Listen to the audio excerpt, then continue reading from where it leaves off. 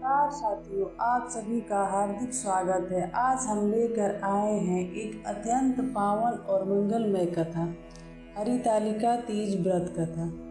यह व्रत भारतीय संस्कृति में सुहागिन स्त्रियों के लिए सबसे महत्वपूर्ण माना गया है। इस दिन माता पार्वती ने कठोर तपस्या करके भगवान शिव को पति रूप में प्राप्त किया था। इसी कारण यह व्रत अविवाहित कन्याओं को मनचाहा वर और विवाहित स्त्रियों को अखंड सौभाग्य का वरदान देता है। दोस्तों, इस कथा के माध्यम से हम जानेंगे माता पार्वती के अद्भुत तप की कहानी, भगवान शिव की प्रसन्नता और शिव पार्वती विवाह का दिव्य प्रसंग। तो आइए हम सब मिलकर इस कथा की यात्रा प्रारंभ करें। माता गौरी और भगवान भोलेनाथ का स्मरण करें और बोले हर हर महादेव और जय माता गौरी। एक समय की बात है, पर्वतराज हिमवान की पुत्री पार्वती छोटी अवस्था से ही भगवान शिव को अपने पति रूप में प्राप्त करना चाहती थी। जब पार्वती बड़ी हुई तो उनके पिता हिमवान ने उनका विवाह भगवान विष्णु से करने का विचार किया। जब पार्वती को यह समाचार मिला तो वे बहुत दुखी हुई। पार्वती ने निश्चय किया कि वे केवल भगवान शिव को ही पति रूप में स्वीकारेंगी। तभी उनकी सखियां उन्हें अपने वन में लेके गईं।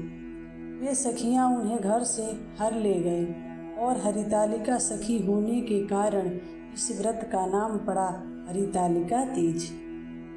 वन में जाकर माता पार्वती ने कठोर तपस्या आरंभ की। उन्होंने निर्जल व्रत रखकर मिट्टी की शिवलिंग बनाकर भगवान शिव की आराधना की। उनकी तपस्या देखकर सभी देवी देवता आश्चर्यचकित हो गए।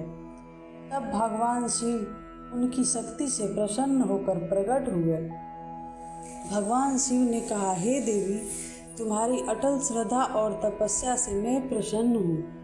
तुम्हारी यह साधना व्यर्थ नहीं जाएगी। मैं तुम्हें पत्नी रूप में स्वीकार करता हूँ। इस प्रकार माता पार्वती और भगवान शिव का विवाह संपन्न हुआ।